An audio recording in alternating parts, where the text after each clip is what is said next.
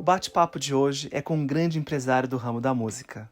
Se você conhece o DJ Alok, o maior do Brasil, um dos maiores do mundo, de acordo com a famosa revista DJ Mag, você precisa conhecer o Gabriel Lopes. Ele é o empresário do DJ Alok e de outros grandes artistas do Brasil. Nessa conversa, falaremos um pouco sobre sua carreira meteórica, ele que é bastante jovem, e como o grande sucesso atingido também trouxe com ele seus desafios. Gabriel contará um pouco mais como conseguiu sair do caos que o sucesso trouxe e reencontrar o equilíbrio, através das ferramentas que eu ensino para a positivação da mente. Qual a sua idade hoje, Gabriel? Eu tô com 29 anos. 29 anos, uma criança, mas a carreira de música, imagino que seja uma carreira mais ágil, mais estratosférica, talvez algumas pessoas que nos assistem sejam mais jovens que isso, mas talvez alguns sejam mais velhos.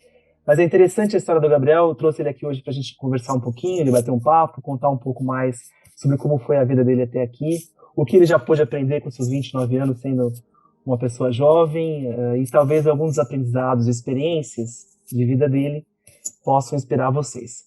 Então conta pra gente um pouco, Gabriel, um pouco da sua história, como você caiu na carreira de música, essa vida corrida, agitada, para que as pessoas tenham uma ideia de como era o seu dia a dia. Hoje está mais tranquilo, mais organizado, mas como que era a sua vida, né? Não, é engraçado quando eu conto a minha idade, que as pessoas falam, nossa, mas tão novo. Só que quando eu olho para trás, eu percebo que a minha carreira ela começou bem cedo, né? Então, praticamente metade da minha vida foi dentro desse mercado de entretenimento, foi mexendo com eventos e artistas, e com isso eu tive muito que aprender, ainda tenho, né? Mas eu já tenho aí quase 15 anos aí que eu tô flutuando, andando aí dentro do mercado de entretenimento. E eu comecei de uma forma muito, muito engraçada e muito simples. Eu comecei a produzir eventos para o pessoal do colégio, né? Na época que eu tinha 15 para 16 anos, mais ou menos, eram churrascos com música. Então, naquele momento, eu já comecei a ter um interesse pelo mercado de entretenimento. É lógico que naquela época, naquela idade, eu contava com a ajuda de alguns amigos para Que idade que você montar tinha, essa história Gabriel, inteira. naquela época? Foi Qual idade que você tinha quando você está falando dessa história? Que 15 para idade? 16 anos, mais ou menos, quando eu comecei a fazer os primeiros eventos. Então, o primeiro churrasco que eu fiz, se eu não me engano, deu umas 70 pessoas, o segundo já foi para 200, o terceiro já foi para 500 e poucas pessoas. Então, o negócio ele começou a tomar uma dimensão rápida, até porque não tinha ninguém fazendo isso dentro do colégio para o público do colégio, né? Então você já era bastante empreendedor, né, Gabriel? Assim, uma coisa que não tem nem a ver com faculdade. Você tinha dentro de você essa vontade de mexer com eventos e tudo mais, e se arriscando mesmo jovem, né? Que é bastante interessante. Eu tinha vontade, eu sempre tive vontade de fazer, né? Eu acho que uma das coisas que mais me movem é a vontade de criar alguma coisa e colocar essa alguma coisa de pé, fazer ela acontecer. Essa frase do fazer acontecer, ela sempre teve presente na minha vida, que é de fato o que a gente faz no dia a dia, fazer acontecer um evento, fazer acontecer uma carreira, fazer acontecer uma venda de show e fazer acontecer o espetáculo que as pessoas assistem lá do palco, né? Uhum. Então, eu comecei bem cedo com isso e naquela época eu não tinha nem ideia nem a dimensão do que isso poderia se tornar. E com o tempo eu comecei a me aproximar do Alok, que era um amigo meu do colégio, mas na parte de música. Vocês moravam em Brasília, né? É isso? A gente morava em Brasília, os dois moravam no mesmo bairro e a gente começou a se tornar amigo bem, bem próximo mesmo, e a gente começou a interagir muito nessa parte de música. Eu fazendo os churrascos e esses eventos para o colégio, e ele indo tocar, ele naquela época já tocava, e eu acompanhando ele em alguns shows. Eu vou te falar que tudo sem pretensão, mas simplesmente pela vontade de querer se envolver e querer estar presente e de fato fazer as coisas acontecerem, né?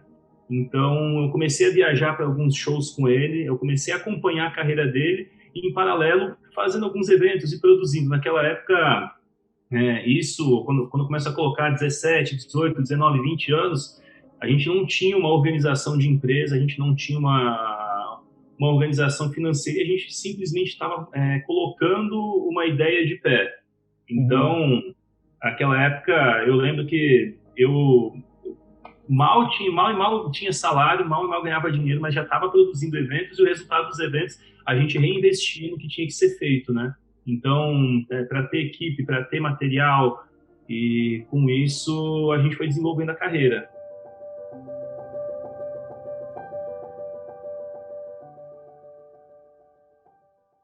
Fala um pouquinho Então, mais sobre, vamos dizer assim, os últimos anos mais recentes da carreira do Alok, a explosão que teve, como você foi conseguindo gerenciar isso?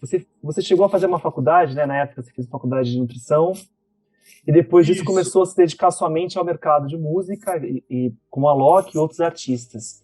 Só para as pessoas terem uma ideia de como Exatamente. que era o seu dia a dia, e já que nós estamos falando aqui sobre gerenciamento de emoções, né?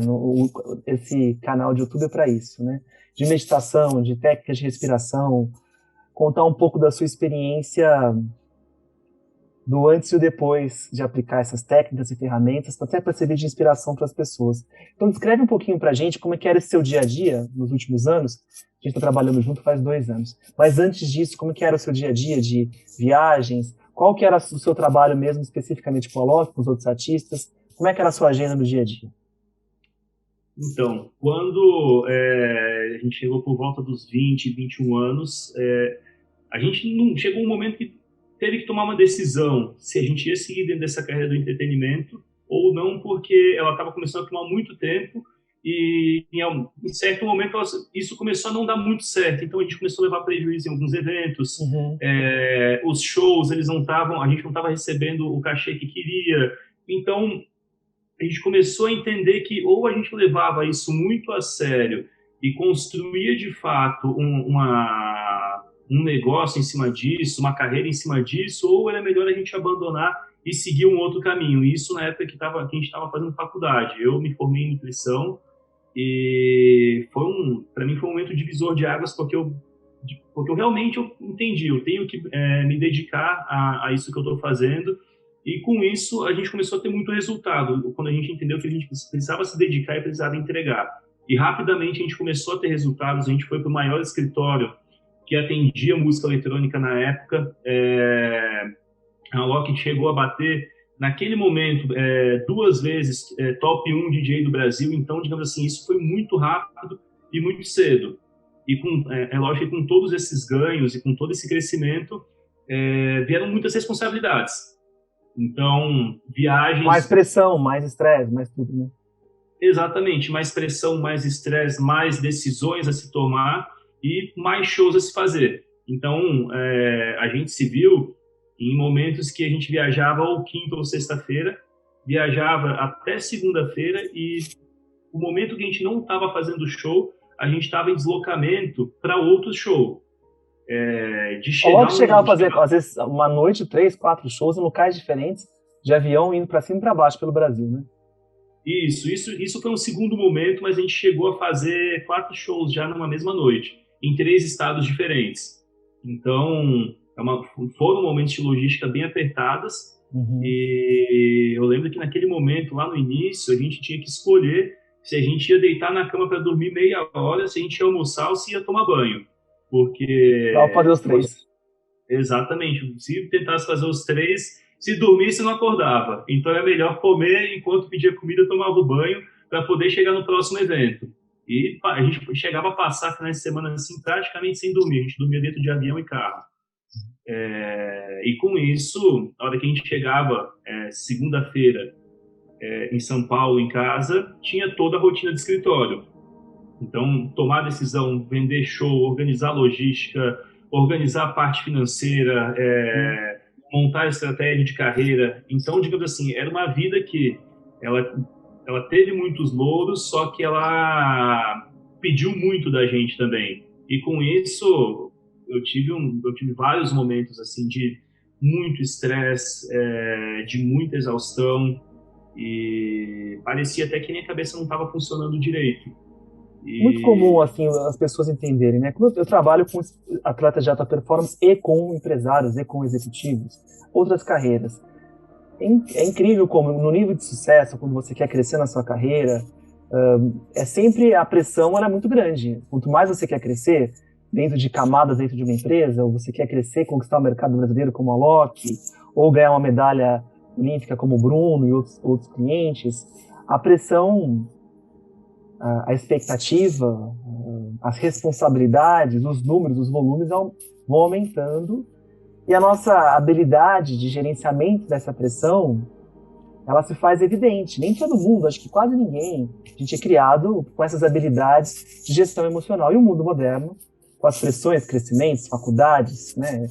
Outro dia a gente tem no nosso grupo de meditação uma professora de medicina, a faculdade de medicina, a pressão em cima dos alunos, os estudos, as provas. Eu acho que o mundo moderno requer de nós, seres humanos, temos essas habilidades de gerenciamento de emoções. Sem elas, conseguimos atingir o sucesso? Sim, mas sem tanta qualidade, né, Gabriel? Como você estava descrevendo. Cansaço, exaustão, às vezes tendo que fazer o uso de um álcool para você conseguir relaxar, mas aí o descanso, o sono não é tão reparador, aí acorda no dia seguinte com a cabeça mais pesada, porque usou álcool para conseguir se desligar. Às vezes que tem tempo para se desligar numas férias, não consegue se desligar, então não adianta só separar tempo para descansar, não consegue desligar a cabeça. A cabeça fica ligada constantemente, te tira o sono, os problemas, ou até ideias criativas, tirando o sono. Isso vai somatizando. Eu lembro quando a gente começou a trabalhar, você recebia um volume gigantesco de mensagem de WhatsApp, com 2, 3 horas de celular parado, mais resfriado. Como é que era esse dia a dia que fez você falar assim, não, eu preciso realmente aprender a me gerenciar nesse ambiente de alta pressão, porque o sucesso só vai crescer, e eu quero ter um sucesso com qualidade de vida, senão ele não se justifica.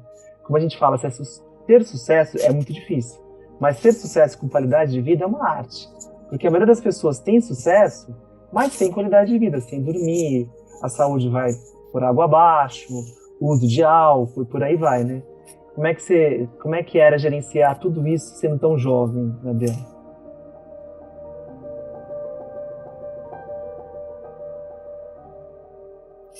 Então, hoje, quando eu olho para trás, não existia uma gerência, né? Eu usava as ferramentas que eu tinha. Então, dormir era uma coisa que me acalmava e me deixava tranquilo. Então, chegava o final de semana que eu dormia o final de semana inteiro para conseguir descansar. Bebida, eu sempre gostei muito de vinho, só que eu comecei a perceber que dias de semana, segunda-feira, terça-feira, quarta-feira, eu estava consumindo vinho à noite justamente para eu conseguir ter uma rota de fuga de tudo aquilo que estava acontecendo na minha vida.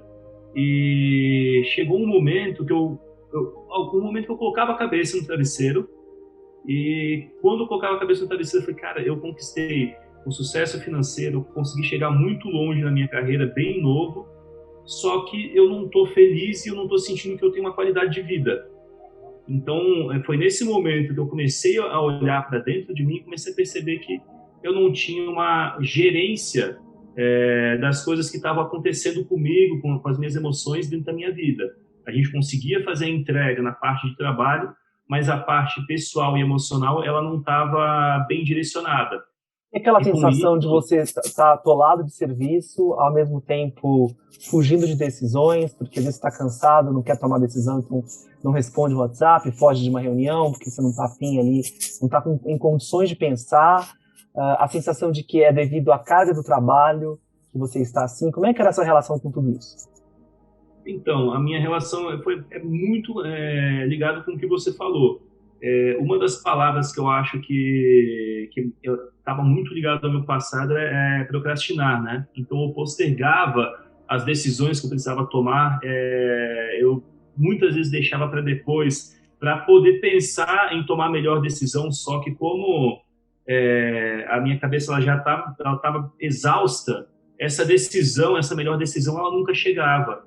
Então, E elas iam com isso, acumulando, imagino, né? Porque decisões elas vão exatamente, acumulando, né? exatamente. Então, quando eu reclamava da minha agenda, que eu falava que eu tinha muita coisa, na verdade não era muita coisa, era um acúmulo das coisas não resolvidas por conta de toda essa rotina e de toda essa falta de um gerenciamento emocional.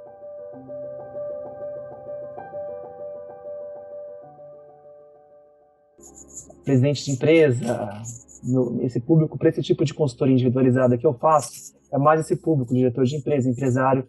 E às vezes tem isso. Em alguns momentos eu falo, olha, não é questão de ter muito trabalho, é como você lida com esse muito trabalho. Esse muito trabalho ele pode se multiplicar, mesmo pouco trabalho pode virar muito, da forma como você executa esse trabalho, como você se organiza. Uma mente mais organizada, ela consegue delegar melhor, ver as coisas com claridade, separar um momento do dia para cada coisa, as decisões não se acumulam. Você acredita, Gabriel, que num certo nível de liderança ou gerência, as decisões elas precisam ser feitas. Você tem pouco tempo, né? Vamos dizer assim, quanto mais tempo você se dá para pensar numa decisão, mais o projeto não anda e outras pessoas são afetadas, mais você está no topo da pirâmide, a sua lentidão, vamos dizer assim, gera todo um ripple effect, né? Um efeito cascata para todo mundo, né? Sim, exatamente. Hoje, a gente vivendo nessa era digital, as decisões elas são muito rápidas. E você precisa ter uma decisão rápida e uma decisão assertiva para conseguir manter o fluxo da empresa em um ritmo até acelerado.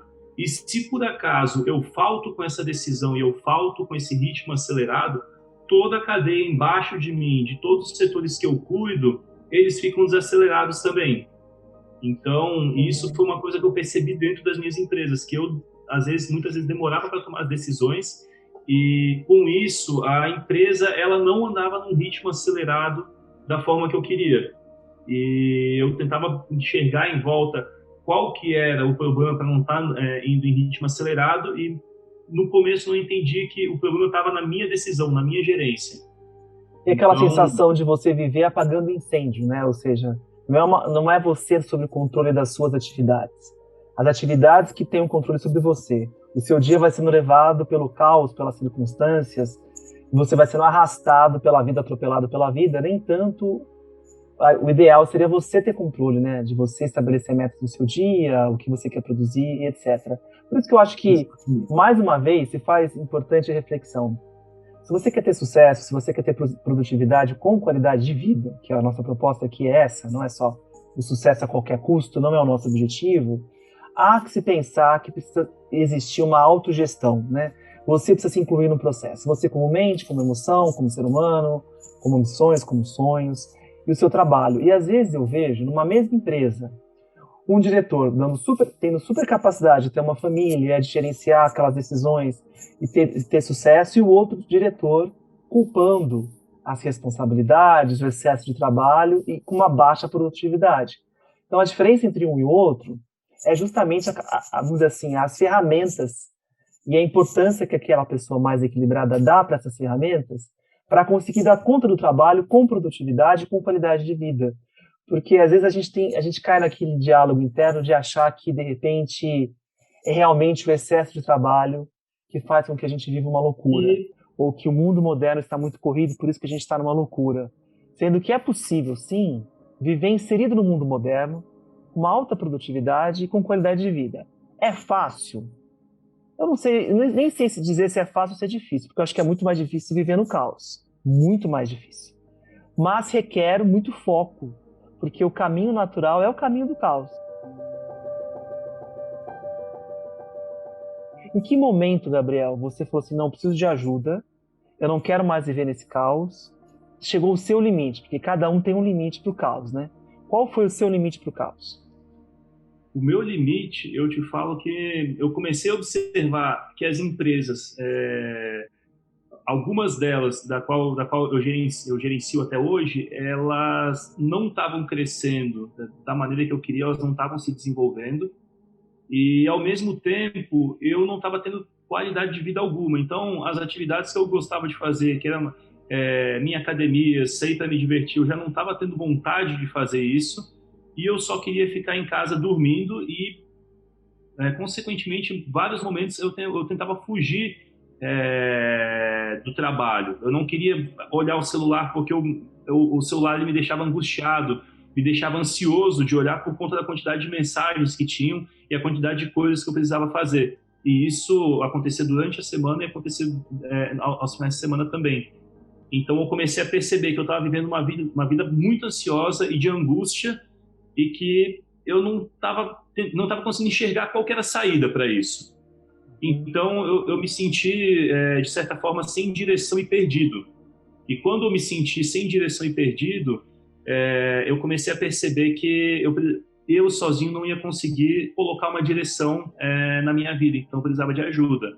Eu vou te falar que do dia que a gente começou a trabalhar até hoje, a parte de leitura de livros ela foi fundamental para o meu desenvolvimento e meu crescimento, porque eu adquiri um conhecimento, um entendimento de como o corpo e o cérebro eles funcionam, e vários dos livros que eu fui lendo e fui pesquisando, fui entendendo que você me recomendou, eles estavam diretamente ligados ao que aconteceu no meu dia a dia, desde coisas do passado, de infância e adolescência, até coisas do período que eu estava vivendo em trabalho. Então, um livro que me marcou muito foi o Livre para Viver, que ele fala sobre medo e ansiedade. E é o livro eu acho, se eu não me engano, é um médico psiquiatra de Harvard, e ele chama-se Invasão Pillay, e a gente vai mostrar a imagem para vocês aí. Esse livro está esgotado, assim, difícil de achar a tradução dele no português, né? Eu acho que é difícil de comprar. Algumas pessoas me relataram, não sei se você vai conseguir achar. Mas tem a versão dele em inglês, chama-se Life Unlocked. Isso você acha aí também no formato digital, no Kindle, e-books e tudo mais que vocês buscarem aí. E ele é um cientista que estuda muito sobre medo e ansiedade. E eu estava aqui pensando que eu ia te pedir, para a gente finalizar esse nosso bate-papo de hoje, uma dica de um livro que realmente te ajudou muito, transformou a sua forma de pensar e de fazer uma autogestão de si mesmo. Então, você acha que esse livro do Srinivas Pillay, que é o Life Unlocked, a tradução para o português, Livre para Viver, é um dos livros que mais te marcou, que você recomendaria para quem está nos assistindo? Olha, eu posso te afirmar que de todos os livros que a gente leu, esse, pessoalmente falando, foi o que mais me marcou, foi o que mais me chamou a atenção. Ele é um livro com uma leitura um pouquinho mais densa, ele tem vários termos técnicos dentro dele, só que foi um livro que ele me marcou porque ele teve muito a ver comigo, principalmente da parte de ansiedade e da parte de medo inconsciente. Então, aquilo que eu relatei, da dificuldade de tomar decisão, a dificuldade de resolver os problemas, eles estavam ligados muitos a estresse e muito ao medo inconsciente de tomar a decisão errada. Então, com isso, eu começava a procrastinar as coisas e perdi o ritmo de trabalho, né? Então, esse livro, com certeza, ele me marcou e foi uma das minhas melhores leituras até hoje. Então fica a dica para vocês. O Gabriel vai voltar aqui para falar outras coisas, até o dia a dia atualmente, quais ferramentas que ele usa, como é que é a experiência e a relação deles com as ferramentas. Eu acho interessante ter esse feedback para inspirar vocês também na relação que vocês vão ter com essas ferramentas que a gente vai passar aqui no canal. Gabriel, muito obrigado e até a próxima. E até a próxima.